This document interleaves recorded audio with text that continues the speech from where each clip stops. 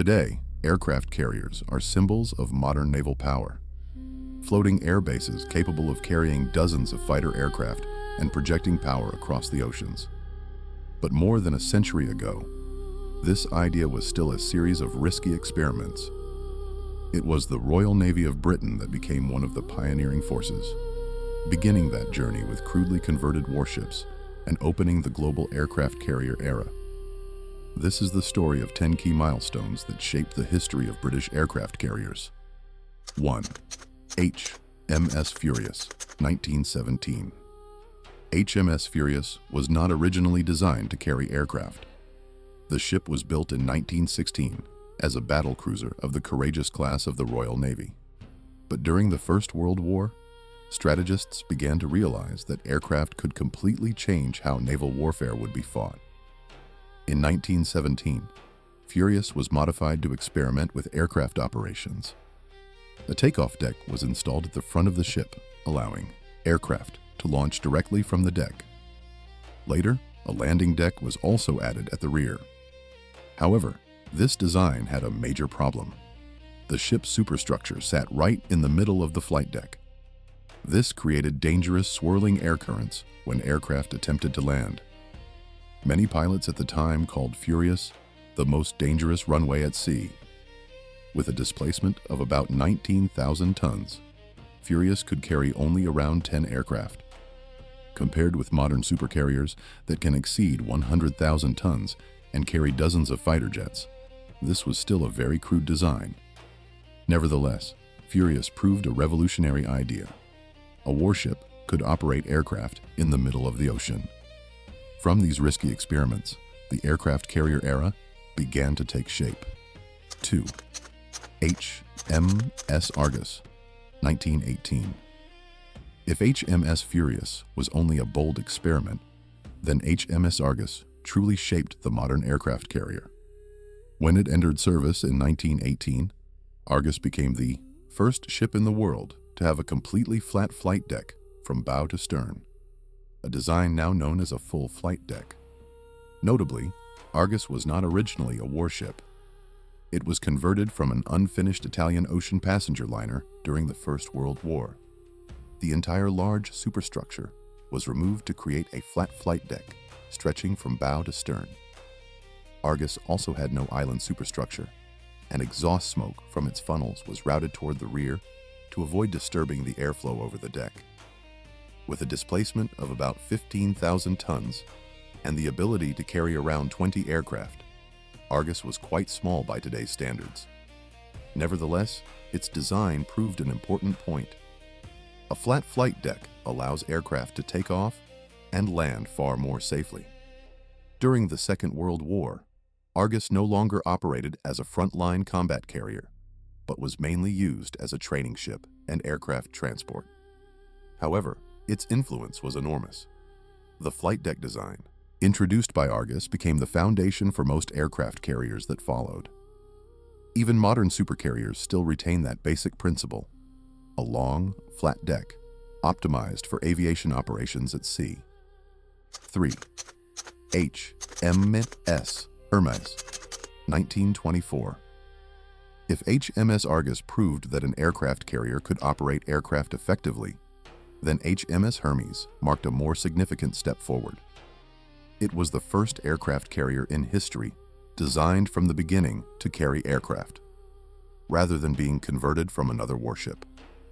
Hermes entered service in 1924 with a displacement of about 10,850 tons. Compared with modern aircraft carriers, it was quite small, but its design established many standards that would follow. The ship had an island superstructure placed on the starboard side, an arrangement that most aircraft carriers around the world still use today. Hermes was equipped with a full flight deck, an aircraft hangar below, and an arresting wire system that allowed aircraft to land safely on the moving deck of the ship. It could carry around 20 aircraft, mainly reconnaissance and strike aircraft of the Royal Navy. During the Second World War, Hermes operated mainly in the Indian Ocean. But in 1942, the ship became the target of a large attack by Japanese aircraft off the coast of Sri Lanka. Without fighter cover in the air, Hermes was hit by multiple bombs and quickly sank beneath the sea. Although it ended its career in war, Hermes is still considered an important milestone in the history of aircraft carriers. Its design helped establish the fundamental principles of modern aircraft carrier architecture. 4. Courageous class. During the period between the two world wars, the Royal Navy needed to rapidly increase the number of aircraft carriers. One solution chosen was to convert large warships into aircraft carriers. The result was the creation of the Courageous class. The two most notable ships of this class were HMS Courageous and HMS Glorious. They were originally built as battle cruisers, but were later converted into aircraft carriers. After conversion, each ship had a displacement of about 22,500 tons and could carry nearly 48 aircraft, a very large number in the late 1930s. However, the history of this class is also tied to costly lessons learned in war.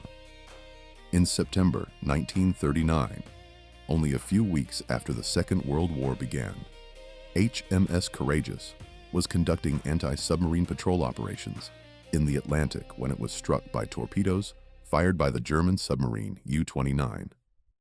The ship sank very quickly, becoming the first British aircraft carrier lost in the Second World War. Not long after that, HMS Glorious met a similar fate. In 1940, during the Norwegian campaign, the ship was detected by the two German battleships, Scharnhorst and Gneisenau. Without a sufficiently strong escort force, Glorious was attacked by naval gunfire and sunk at sea. These events demonstrated an important lesson of modern naval warfare. Aircraft carriers are extremely valuable targets and cannot operate alone. They require an entire escort fleet to protect them from submarines, aircraft, and enemy warships. 5. HMS Ark Royal, 1938. Among the aircraft carriers of the Second World War, HMS Ark Royal was one of the most famous names. When it entered service in 1938, it represented the first generation of modern aircraft carriers of the Royal Navy. Ark Royal had a displacement of about 22,000 tons and could carry around 60 aircraft, a very large number at that time. The ship's design also included several notable improvements. The enclosed bow helped keep the flight deck more stable when operating in rough seas, while 3 aircraft elevators allowed planes to be moved quickly from the hangar to the flight deck. The most notable aircraft aboard Ark Royal was the Fairey Swordfish, a biplane torpedo bomber that looked almost obsolete. However, these old-fashioned aircraft created one of the most famous moments in naval history. In May 1941, when the German battleship Bismarck was attempting to return to base after sinking HMS Hood, Swordfish aircraft from Ark Royal attacked the massive ship. A single torpedo jammed Bismarck's rudder, causing the ship to lose steering control and allowing the British fleet to sink it the following day. Although it achieved many successes, Ark Royal did not escape the war. In November 1941, the ship was struck by a torpedo fired by the German submarine U-81 off the coast of Gibraltar and sank after many hours of efforts to save the vessel. The story of Ark Royal revealed a new reality of naval warfare. A single aircraft carrier and a few aircraft could defeat even the most powerful battleships in the world. 6. Illustrious class, 1940 to 1942.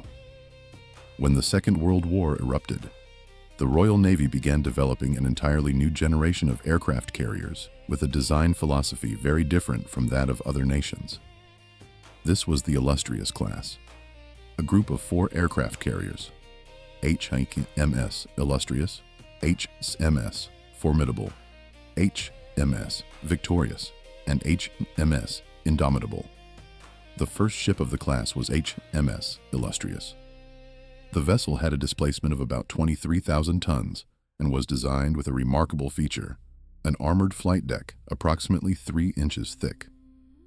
While most American and Japanese aircraft carriers focused on carrying as many aircraft as possible, the British Navy chose a different philosophy: survivability in combat.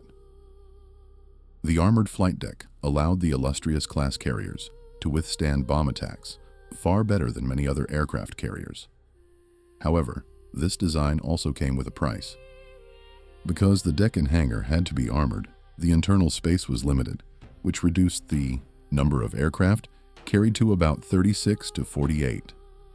At the same time, American aircraft carriers of the same period could carry 70 to 90 aircraft. The second ship of the class was HMS Formidable, which continued to use the same armored flight deck design and participated in many major Royal Navy operations during the Second World War. In actual combat, this design proved its value. HMS Illustrious was hit by multiple bombs during battles in the Mediterranean, yet the ship survived and continued operating. Another ship of the class, HMS Victorious, became one of the most active British aircraft carriers during the war. The ship took part in the pursuit of the battleship Bismarck, and later even served alongside the United States Navy in the Pacific. Meanwhile, HMS Indomitable was an improved version with an additional hangar, allowing it to carry more aircraft than the earlier ships in the class. The Illustrious class demonstrated a very distinctive approach of the Royal Navy. Instead of maximizing striking power, they prioritized survivability in combat. This philosophy could be summarized in one sentence: survivability over striking power. 7. HMS Eagle and HMS Ark Royal, 1955. After the Second World War, the arrival of jet aircraft completely changed how aircraft carriers operated. These new aircraft were faster, heavier, and required longer runways to take off. This forced aircraft carriers to evolve. One of the ships representing this transitional period was HMS Eagle, which entered service in 1951. With a displacement of about 43,000 tons, Eagle was much larger than wartime aircraft carriers. The ship was also equipped with important technologies for the jet age. The first was the steam catapult, a steam-powered aircraft launch system that allowed heavy jet aircraft to take off from the carrier deck. The second was the angled flight deck, a slanted deck design that allowed aircraft to land more safely without interfering with aircraft preparing for takeoff. Many famous British aircraft once operated from Eagle's deck, including the Hawker Seahawk and the Supermarine Scimitar. During the same period, another familiar name also appeared: HMS Ark Royal, 1955. This was the third Ark Royal of the Royal Navy, and it became one of the most famous aircraft carriers of the Cold War era. After multiple upgrades, Ark Royal was able to operate modern aircraft such as the F-4 Phantom II and the Blackburn Buccaneer, some of the most powerful British strike and fighter aircraft of that time. However, when Ark Royal was retired in 1978, the Royal Navy temporarily lost the ability to operate large, fixed-wing aircraft carriers. This marked the end of Britain's traditional carrier strike era. 8. Centaur class and HMS Hermes, 1959. After the Second World War, the Royal Navy developed a new generation of aircraft carriers known as the Centaur class. This class consisted of 4 ships: HMS Centaur, HMS Albion, HMS Bulwark, and HMS Hermes.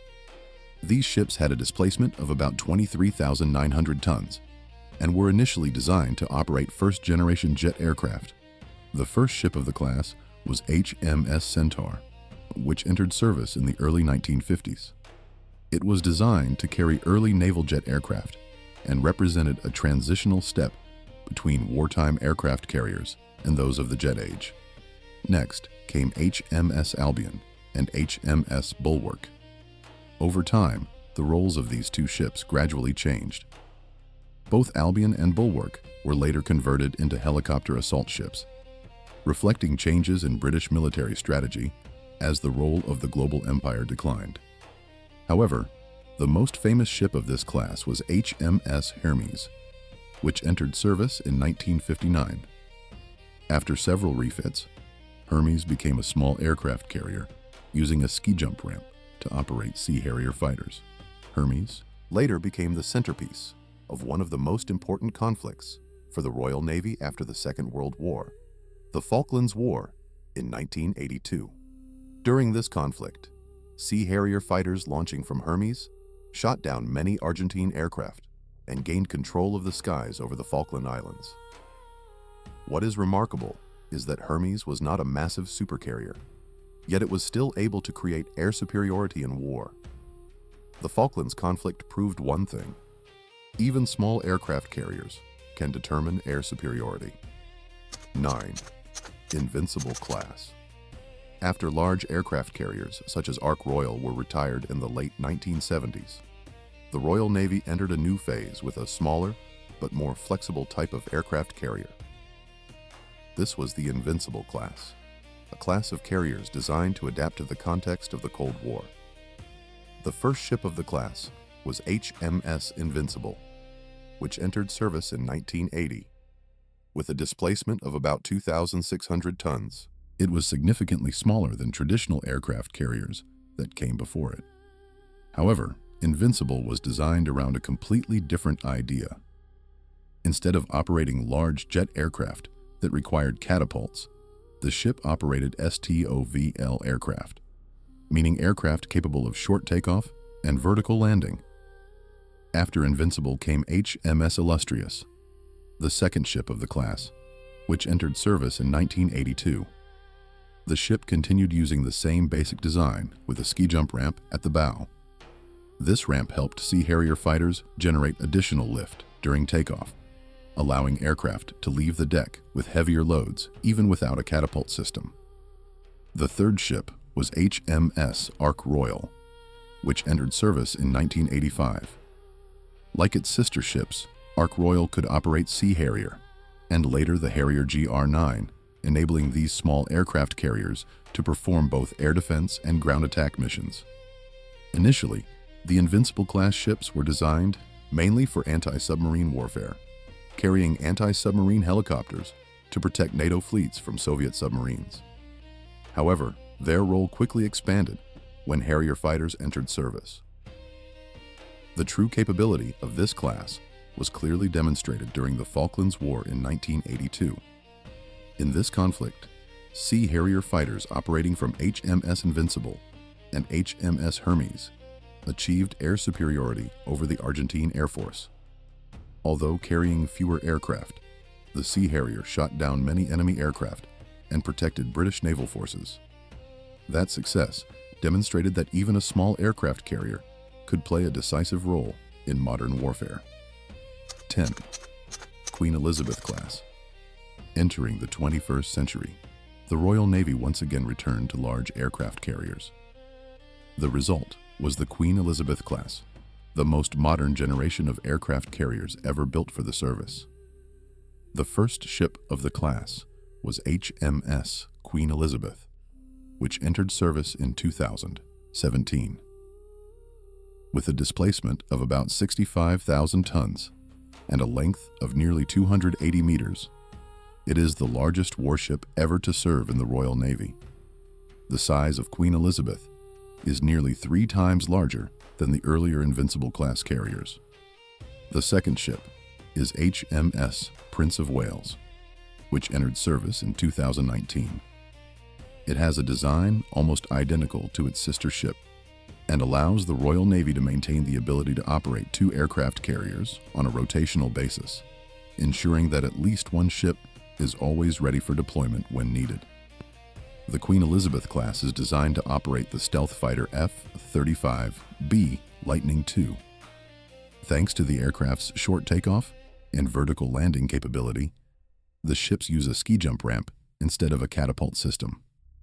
One unique feature of this class is the twin island design. Instead of one large island superstructure, the ship has 2 separate structures. One island controls the ship itself, and the other manages flight operations. In maximum configuration, each ship can carry about 40 aircraft and helicopters, including 35 B fighters, and Merlin helicopters. More importantly, the Queen Elizabeth class marks the complete restoration of the Royal Navy's carrier strike capability after many decades of interruption. Today, with HMS Queen Elizabeth and HMS Prince of Wales, Britain once again can project air power across the oceans. From dangerous experiments on crewed ships to modern supercarriers carrying stealth fighters, the Royal Navy has played a crucial role in shaping the history of aircraft carriers around the world. If you want to explore the military power of other nations, subscribe to the channel and follow our upcoming videos. Goodbye and see you again.